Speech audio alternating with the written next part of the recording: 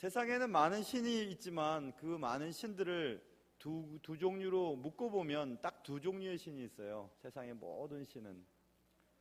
첫 번째 신은 우리를 만든 신이 있고, 또 다른 신은 우리가 만든 신이 있어요. 그 두 범주 내에 다 들어가 있습니다. 우리를 만든 신과 우리가 만든 신이 있어요. 나를 만든 신이 있고 내가 만든 신이 있죠. 우리는 모두 그 둘 중에 하나를 믿고 살아가고 있습니다. 나를 만든 신을 믿을 때 우리는 바른 신앙을 갖고 사는 것이고, 내가 만든 신을 믿을 때 우리는 이단을 믿는 것입니다. 근데 참 문제가 있는데, 그 문제는, 진짜 큰 문제는 나를 만든 신과 내가 만든 신을 우리가 잘 구별하지 못하며 살아간다는 것에 있습니다. 확실히 구별할 수 있을 것 같지만 매우 혼동되어서 잘 구별되지 않는 것이 이 이단입니다. 오늘 말씀을 통해서 우리는 무엇을 어떻게 해야 될까, 어떻게 해야 잘 구별할 수 있을까에 대한 원리를 깨달을 수 있게 될 것입니다. 오늘 본문은 오늘 본문 베드로와 야고보와 형제 요한을 데리고 따로 높은 산에 올라가셨다, 이렇게 사건이 시작되죠. 이 사건을 타볼산이라고 학자들은 얘기해요.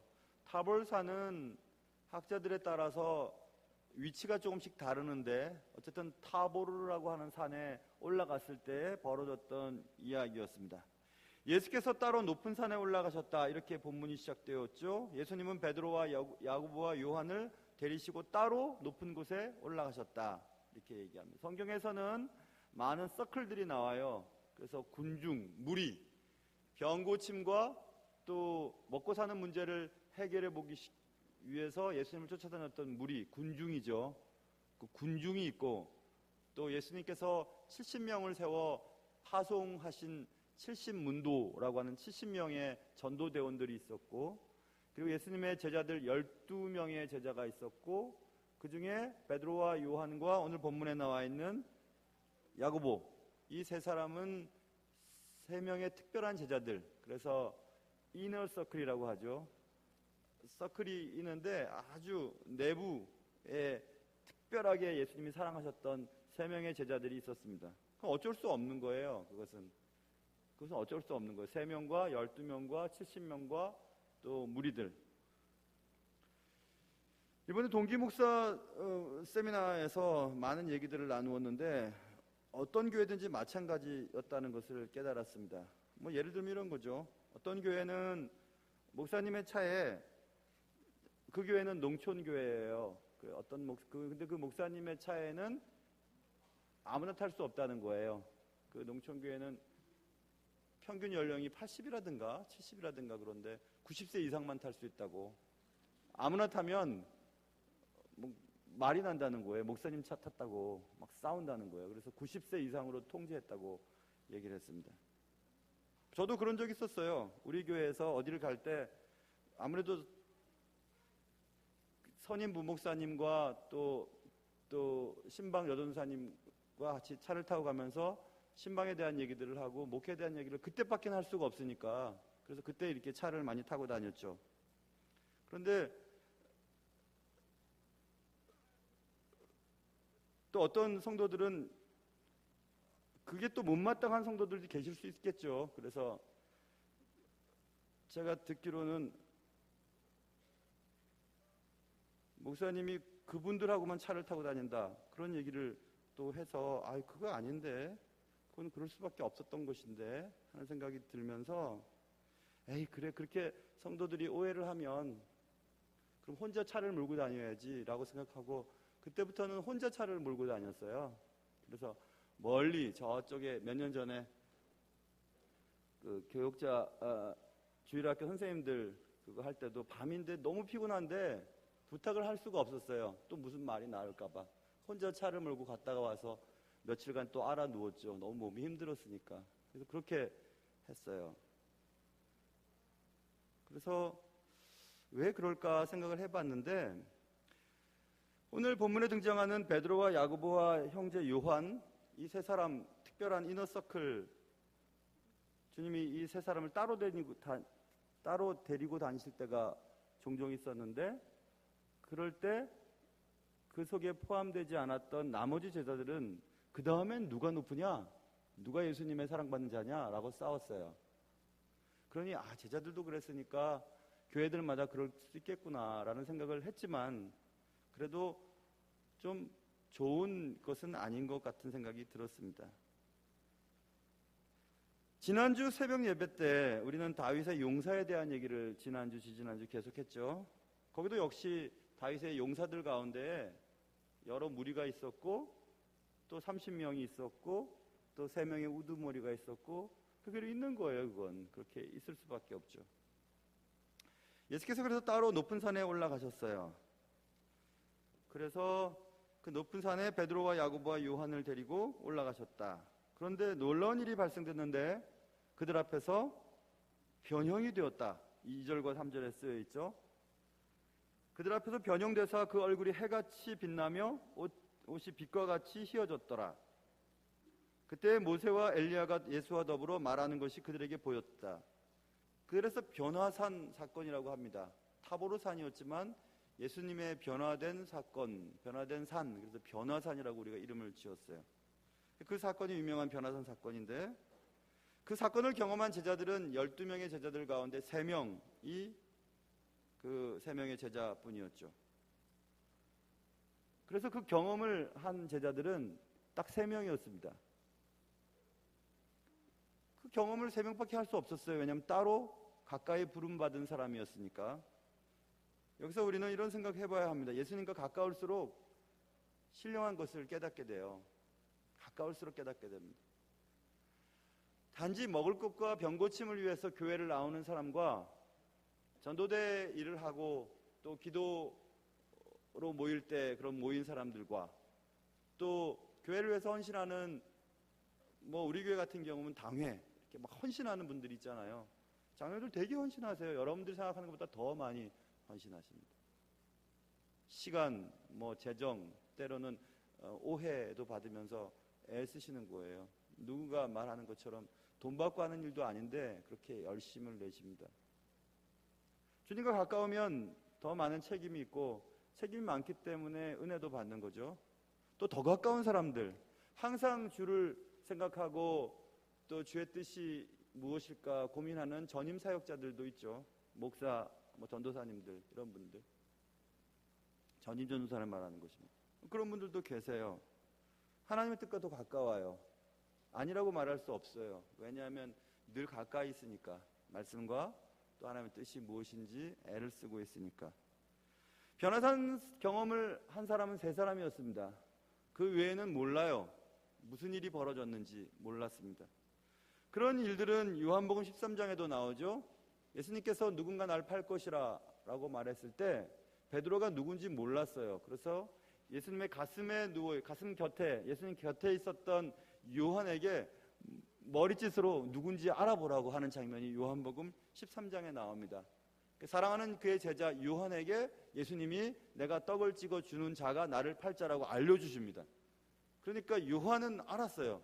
누가 예수를 파는 자인지 알았습니다. 베드로에게 요한이 전해줬다면 베드로도 알았겠죠. 나머지 제자들은 잘 몰랐어요. 누가 예수님을 팔 것인지 몰랐습니다. 보세요. 더 깊이 아는 사람이 있고 또 깊이 알지 못하는 사람이 있죠. 그런 거예요, 여러분. 예수님과 가까이 있으면 더 많이 알게 되고, 예수님 근처에 있으면 더 많이, 더 깊이 예수님의 뜻을 알 수 있게 되는 것입니다. 그런 거죠.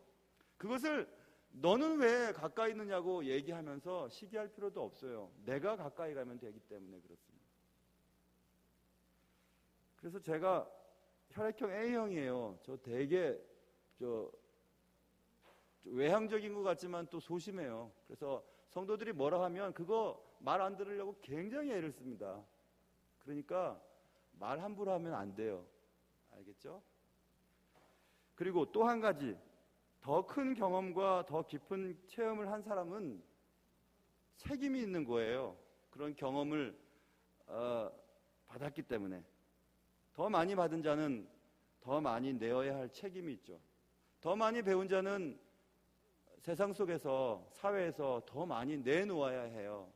하나님께 더 많이 재물을 얻었으면 그것 가지고 하나님의 일을 더 많이 해야 하는 거예요. 책임과 권리에 대한 부분들이죠. 그런 내용들이 이제 본문에 있고, 또 한 가지는 이 세 사람이 얘기를 합니다. 예수님도 보고 모세와 엘리야도 봤으니까 여기 초막 셋을 짓고 여기서 그냥 살겠습니다. 내려가기 싫습니다. 라고 얘기합니다. 그러자 예수님께서 하늘에서 말이 들렸어요. 내 사랑하는 아들이요 내 기뻐하는 자니 너희는 그의 말을 들으라 말씀하시고, 예수님께서 그 제자들과 함께 산에서 내려오시는 장면이 본문에 기록되어 있습니다. 제자들은 여기 있는 것이 좋다고 얘기했습니다. 왜냐하면 여기 있는 게 훨씬 좋죠. 신령한 것을 체험했으니까. 여기서 우리는 깨달아야 할 것이 있는데, 그것은 우리가, 어떤 학자가 그런 얘기를 했습니다. 신앙의 낭만화에 빠지면 안 된다는 얘기입니다. 낭만적인 신앙에 빠지면 안 돼요. 여러분, 신앙을 우리가 가지면 모든 것이 한꺼번에 해결된다고 말하는 것은 이단이에요. 예수를 믿으면 다 병이 난다고 하는 것도 거짓말입니다. 삶의 치열한 구속구속 속에서 우리가 원하는 방식대로 삶이 진행되지 않는 경우들이 훨씬 많습니다. 주님을 그토록 믿고 살아도 건강하지 못한 분들도 많고, 주님을 그렇게 믿고 정직하게 살아도 사업에 실패하는 분들이 많고, 하나님 앞에서 부끄러움 없이 살았어도 마지막 인생의 말년이 비참한 분들도 계세요. 어떤 권사님은 새벽 예배 그렇게 다니시다가 교통사고로 돌아가시는 분도 계시고, 그토록 하나님의 나라를 위해서 선교지에서 애쓰시는 분도 병에 걸려서 돌아가시는 분들도 많고, 평생 노인 몇 데리고 시골에서 봉사하시는 분을 우리는 실패했다고 얘기할 수 없습니다.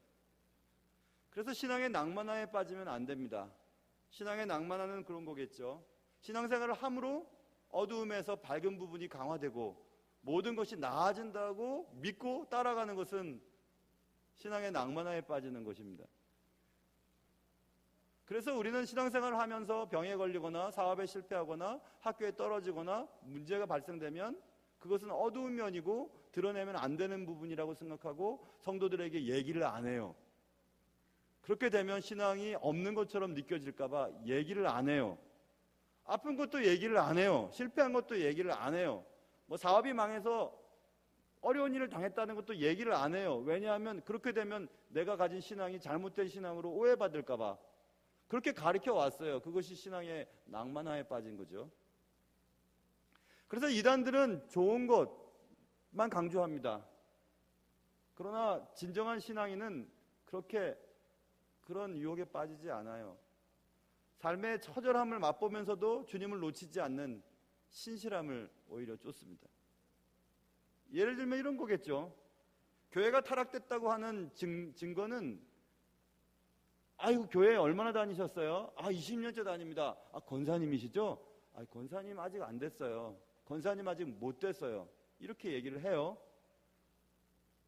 그러면은 20년, 30년 다녔는데 권사가 안 되고 20년, 30년 다녔는데 안수집사와 장로가 안 됐다.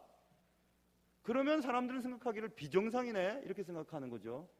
야, 너 뭐 한다고 그렇게 교회 다녔는데 아직도 장로도 못 됐냐? 아직도 왜 권사도 못 됐냐? 이렇게 말을 하기 시작해요. 그러면 그 말을 듣는 나는 정말 그래. 나는 20년, 30년 교회 다니고 성실하게 했는데 내가 돈이 없다고 나 권사 안 시켜주는가? 내가 배운 게 없다고 장로 안 시켜주는가? 이렇게 생각을 하면서 나는 비정상 아니야? 라고 생각하고 그 다음 단계 나는 비정상이니까 난 실패자야 라고 생각을 하게 됩니다. 신앙생활을 하면서 난 실패했다고 느끼게 돼요. 그게 비정상 교회예요. 그게 비정상이에요. 그게 잘못된 신앙, 잘못된 교회의 표지예요. 직분에 의해서 실패자로 여기게까지 움직여가는 그런 부분들 말입니다. 종교 자체가 목적이 되어가고 있는 신앙생활이죠. 신앙생활에 관한 가장 심각한 오해입니다. 그런 교회의 타락은 어디서 오는가? 그것은 교회가 대형화를 추구하기 때문에 그런 것입니다. 부인할 수 없어요. 교회의 대형화는 교회의 건강을 해치기 때문에 그래요. 교회가 건강하다는 것을 뭘 보고 알 수 있는가? 교회가 건강한 것은 말씀이 선포되고 그 말씀이 삶의 현장 속에서 증명되고 하나님이 주신 말씀을 세상 속에서 나의 삶으로 선포하고 증명해내는 일이 활발하게 이루어지는가 그렇지 않은가에 따라서 달라지게 됩니다. 교회가 거대해지고 대형화될수록 목회자는 성도들의 개개인의 삶을 알지를 못합니다. 개개인의 삶의 형편을 알지를 못해요. 말씀이 선포되고 그 말씀이 삶의 현장 속에서 얼마나 증명되고 있는지 분간이 안 됩니다. 오늘 제가 부끄러운 얘기지만 오늘 아까 그 장학금 대표자 나온 우리 정욱인가? 뭐였지? 평욱이야? 태욱이지? 봐, 이런 일이 벌어집니다. 우리 교회 교인이고 초등부 선생님인데 몰라요. 모르겠어요. 개인적으로 만나본 일이 없기 때문에 이런 일이 벌어져요. 이게 건강한 교회일까요? 그렇지 않아요. 그렇다면 목사님이 게을러서 다 일일이 챙겨보지 못하는가요? 그렇지도 않아요. 저 머리 괜찮아요. 그런데 500명 이상 넘으면서 안 되겠어요. 다 모르겠어요. 아이들 이름 잘 모르겠어요. 왜 이렇게 됐을까? 교회가 대형화를 추구하다 보니까 그럼 그 교회가 굴러가려면 어떻게 되는가? 조직을 갖춰야지. 교회는 공동체예요. 그런데 교회가 조직체로 변화되고 있어요. 조직체의 목적은 각각 적재적소에 사람들을 배치해서 투입을 하고 좋은 아주 최대한의 이익을 내는 것이 조직의 목적이죠. 그렇게 자꾸 바뀌는 거예요. 그래서 교회도 투자를 하고 많은 효과를 내기 위해서 어떻게 하면 효과적으로 조직을 관리할 수 있을까라는 생각들을 가득하게 되죠. 그래서 교회가 개개인의 삶을 터치하고 또 하나님과의 관계 속에서 건강한 영적 생활을 유지하는 일에 관심을 두기보다는 얼마나 많은 사람을 끌어모을 수 있을 것인가, 그리고 얼마나 뒷문을 닫고 앞문을 열어서 교회를 불릴 수 있을 것인가, 어떻게 하면 교회의 건물들을 효과적으로 만들어서 조직적으로 관리할 수 있을 것인가에 관심을 기울이게 됩니다. 그래서 교회에 마케팅 원리가 들어오고 행정 원리가 들어오고 목회자는 마치 CEO처럼 변질되게 되죠. 그래서 교회마다 대형 교회 목사님들은 권위주의자가 되고 장로님들도 권위주의자가 돼버려요. 그래서 큰 교회의 장로님들과 목회자는 힘이 들어가고 작은 교회의 목회자와 장로님들을 만나면 마치 내가 성공한 것처럼 그들을 아래로 보면서 얘기하기 시작하게 됩니다. 그런 일들이 벌어져요. 그러니 모두가 다 교회의 건강한 것을 추구하기보다는 교회 대형화에 초점을 맞추어서 움직여가기 시작합니다. 그런 교회 대형화를 목적을 두고 교회가 성장할 때 문제가 생기는데, 그 문제는 교회가 많은 성도들이 모여 있어도 각각의 성도들이 건강치 못하는 데 있어요. 그 건강치 못한 그 지점을 이단들이 들어가는 거예요. 이단들이 들어가서 뭐라고 하냐 하면, 그래 그 교회 가면 상처만 받고 너는 무시하고 너 같은 거 중요하게 생각하지 않지? 교회 당신 같은 사람은 한두 주 빠져도 모르지? 그러니까 그런 교회 다니지 마. 우리가 모이는 여기에 나와. 여기는 당신을 끝까지 책임지고 끝까지 사랑하고 끝까지 도와주고 끝까지 관심을 기울여. 그렇게 자꾸 하면 기존 교회에서 상처받은 자들은 맞아, 여기 가서 진짜 사랑을 느끼고 또 공동체를 경험해야지 하고 거기에 쭉 들어가는 거예요. 교회가 커지지만 밑에가 막 썩어가는 거죠. 그래서 결국 모든 조직체의 부패의 시작은 권력을 가진 자의 욕심에서부터 시작돼요. 탐욕. 권력의 탐욕은 재물욕과 성욕으로 귀결돼요. 그래서 그 많은 교회들이 돈 때문에, 도덕적인 타락 때문에 다 넘어가는 것입니다. 그런 일은 단계별로 나아가는 거예요. 그건 저절로 그렇게 되는 거예요. 아니라고 해도 그렇게 되는 거예요. 이단들이 밑에서 자꾸 기초를 흔들어 놓고, 그리고 목회자들은 타락하고 교회의 권력가들은 마치 세상의 권력을 잡은 자처럼 목에 힘을 주기 시작하게 됩니다. 그래서 공동체는 각 개인의 은사 중심으로 교회가 모여야 되는데 권력 중심으로 조직이 모이면서 아무도 우리가 결정한 사항에 대해서는 터치할 수 없음이라고 하는 권력주의의 모습이 교회에 등장하게 돼요. 그래서 민주적인 어떤 절차에 따라서 혹은 은사의 중심에 따라 집중에 따라서 교회가 운영되기보다는 마치 세상적인 하이라키 구조, 전제적인 구조에 따라서 여기서 여기까지 못 올라가는 겁니다. 민주적인 방식들이 전달되질 않아요. 그러니까 교회는 점점 힘을 잃고 마치 머리는 작고 몸집은 커진 공룡처럼 변해버리는 거죠. 결국 무너져 버리게 되는 거예요. 그럼에도 불구하고 많은 교회들은 다 교회의 대형화에 목적을 둡니다. 이 정도로 만족할 수가 없다고 생각해요. 300명, 500명, 1000명, 1000명, 2000명, 3000명, 5000명 수도 없이 거기에 욕심을 갖게 되죠. 그래서 그리스도인 다움, 교회 다음의 모습은 상실되게 됩니다. 제가 신학교 다닐 때 제 아내에게 그런 얘기 했어요. 나 졸업하면 시골에 가서 목회하고 싶어. 그랬더니 아내가 당신은 참 멋있어 그렇게 얘기할 줄 알았는데 막 뭐라 그러더라고요. 당신은 농사도 못 짓고 그거는 두 번째고, 제 아내가 그것을 반대했던 한 가지 이유는 딱 한 가지예요. 당신은 역량이 안 돼서 시골에 가서 목회하는 건 난 반대야. 나중에 도시교회에서 잘 목회를 하는데도 시골교회에서 날 필요로 하면 그때 가자 하면 잘 가겠대요. 근데 그때는 뭐 설교도 잘 못하고 뭐 말씀의 깊이도 없고 공부도 많이 못한 신학에 대해서 말입니다. 못한 사람이 나는 나에 맞는 그냥 시골 가서 목회하겠다고 하니 아내가 그건 아니라는 거죠. 참 제 아내 멋져요. 그런 거 보면. 지금 만약에 아내가 나 어느 저 시골에서 나 요청하는데 갈까? 그러면 제 아내가 막 할렐루야 하면서 가자 그럴 겁니다. 당신을 필요로 하는 곳이면 가자고 할 거예요. 저도 그렇게 생각해요. 그게 무슨 얘기를 지금 하려고 하냐면요. 그래, 큰 교회는 안 좋아. 작은 교회가 좋지. 우리 교회가 좋아 하면서 작은 교회를 주장하는 교인들이 잘 생각해 보세요. 부흥되지 않아서 그냥 어쩔 수 없이 작은 교회도 있고요. 건강하지만 작은 교회를 요청하는, 추구하는 작은 교회도 있어요. 지금 말하는 큰 교회가 되지 않으려고 하는 작은 교회는 두 번째를 말하는 거예요. 아무리 해도 목사님도 뭐 제대로 신학 공부도 안 하고 설교도 디디디디하게 하고 교회도 막 헌신하지도 않고 막, 그래서 어쩔 수 없이 작은 교회는 제가 지금 말하는 그런 교회를 제가 지금 말하는 그런 걸 말하는 게 아니에요.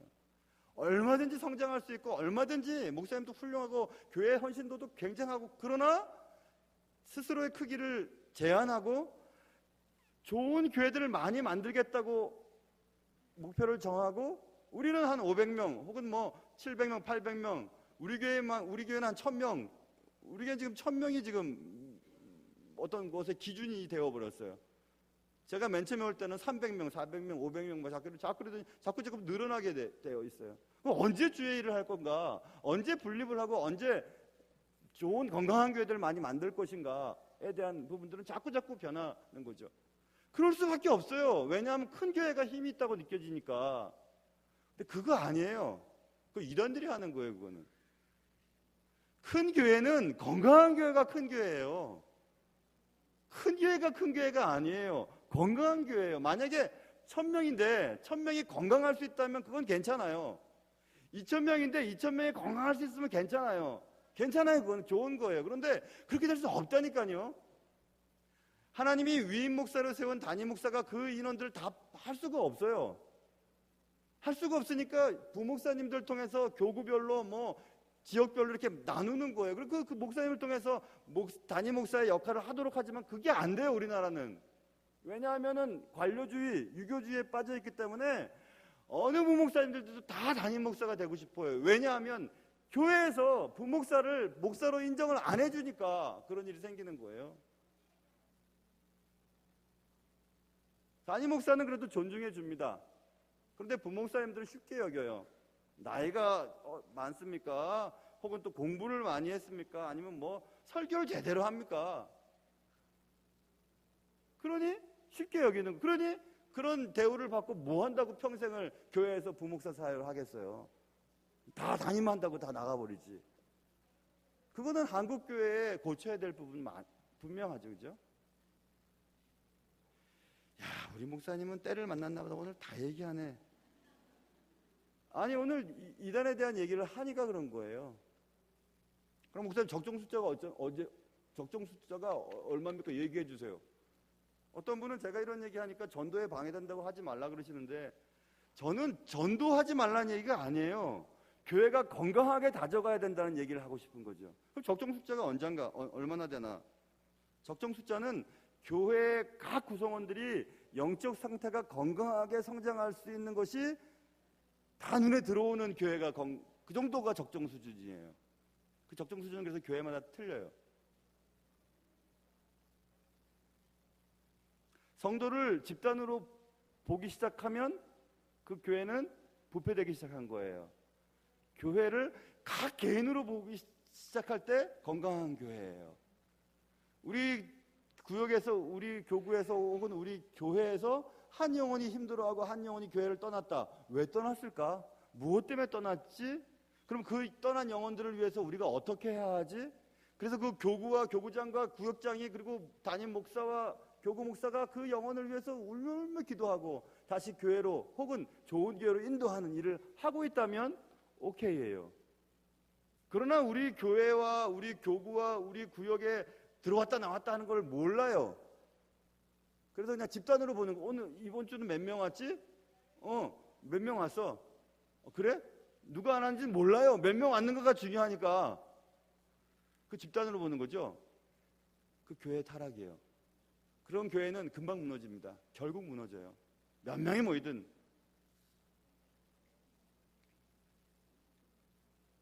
독일 카톨릭 신비 사상가, 언제가 제가 얘기했어요. 마이스터 에크하르트가 이런 얘기를 했습니다. 나는 신에게 내 속에서 신을 제거해달라고 기도하고 있다고. 잘 들어보세요. 나는 신에게 내 속에서 신을 제거해달라고 기도한답니다. 첫 번째, 나는 신에게, 그 신은 대문자 주의를 써서 가시예요. 하나님이에요. 하나님께 기도합니다. 내 속에 신, 그 신은 소문자 주의를 써서 주요 뒤에서 S를 붙여서 신들이에요. 그 신들은 뭐예요? 앞에서 말하는 God은 나를 만든 하나님이에요. 나를 만든 신이에요. 뒷부분 신들은 내가 만든 신들이에요. 하나님, 내 속에 내가 만든 신들을 제거해 주십시오 라고 하는 것이 마이스터 에크하르트의 처절한 기도였습니다. 그런 의식이 있어야 돼요. 그렇지 않으면 이단에 다 넘어가 버립니다. 왜 이단에 넘어가냐? 교회가 세속적인 가치를 지향하고 있을 때 넘어가요. 세속적인 가치는 돈과 섹스와 권력이라고 리차드 포스터가 갈파했죠. 돈, 섹스, 권력. 교회 내에 돈이 힘이 되고 또 비윤리적인 것들이 교회 안에 파고 들어오고 또 권력의 구조가 교회의 직분자 사이에서 보이게 될 때 그 교회는 곧 넘어지게 될 것입니다. 우리가 믿는 하나님은 그런 교회를 꿈꾸지 않으셨어요. 하나님의 나라의 핵심은 하나님의 통치를 말합니다. 하나님의 통치가 있는 교회가 하나님의 교회인 거예요. 하나님의 뜻이 각 교회 성도들에게, 교회에 헌신적으로 애쓰는 당회, 그리고 주님의 나라를 위해서 헌신하는 안수입사님들의 머릿속에, 기도로 후원하는 권사님들에게, 또 주일학교 선생님들에게, 찬양 대원들에게, 모든 성도들의 마음속에 하나님의 통치가 임해서 하나님의 통치로 인하여 그 교회와 그 집단이 나아가야 할 방향이 하나로 뭉쳐지고, 그 뭉쳐진 힘이 그 일을 향해서 쭉 나갈 수 있는 그런 교회, 그런 교회가 힘 있는 교회 아니겠습니까? 그런 교회를 방해하는 것은 돈과 섹스와 권력이에요.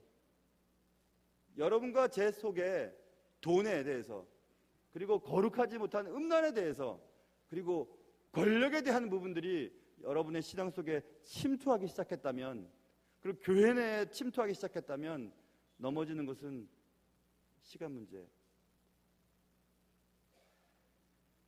저는 이단에 대해서 겁을 안 냅니다.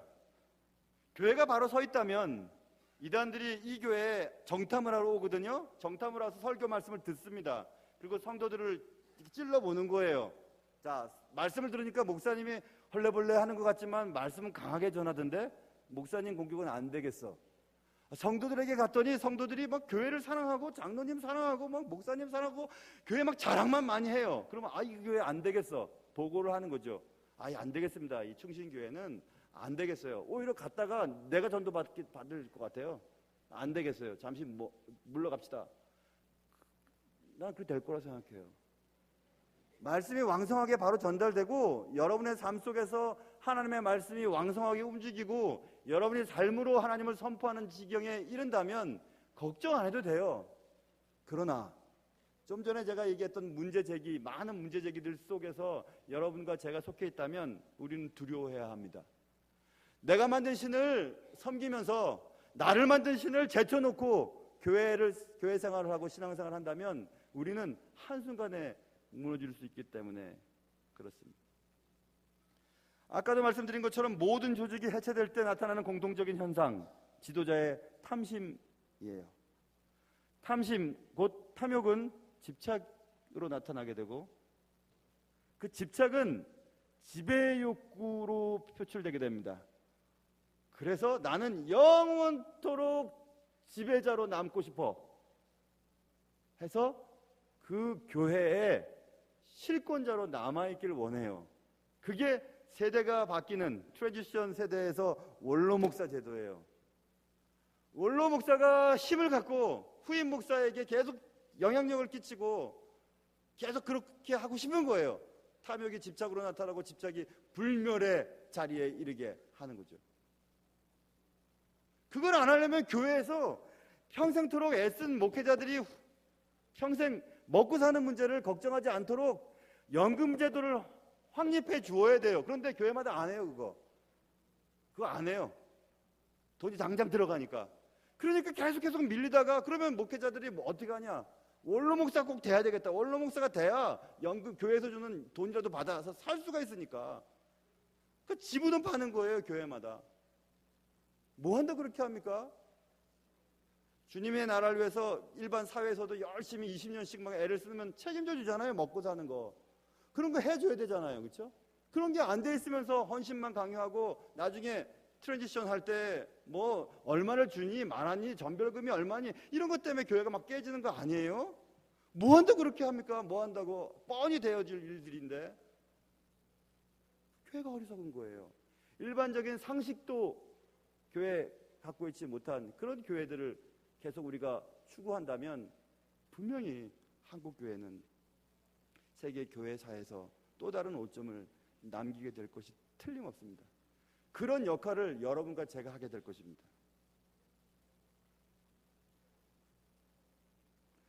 오늘 베드로와 야고보와 요한은 예수 그리스도의 변형된 사건을 보고 여기 있기를 원했습니다. 여기가 좋으니까.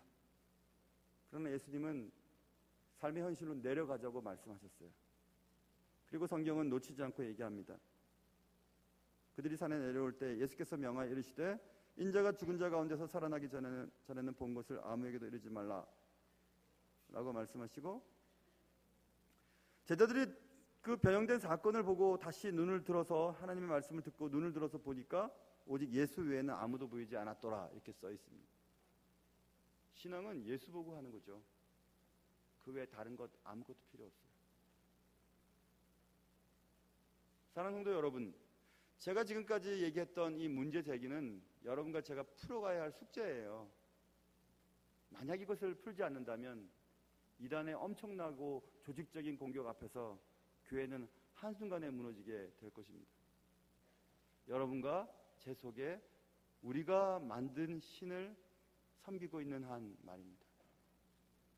하나님의 은혜가 여러분의 삶과 또 교회 위에 저의 삶과 저의 인생 위에 있기를 주님의 이름으로